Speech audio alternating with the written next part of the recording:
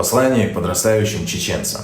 Современный мир будет настойчиво внушать вам, что время меняется, и вы должны меняться вместе с ним.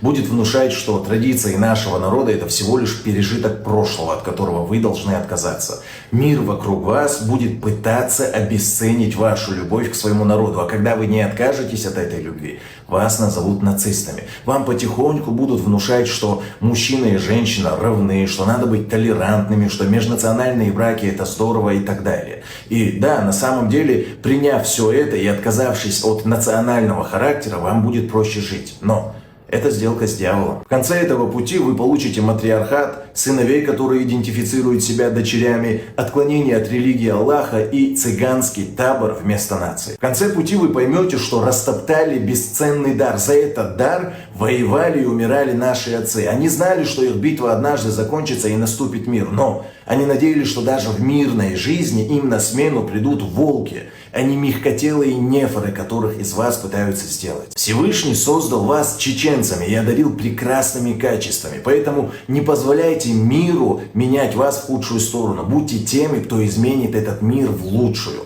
Салам алейкум.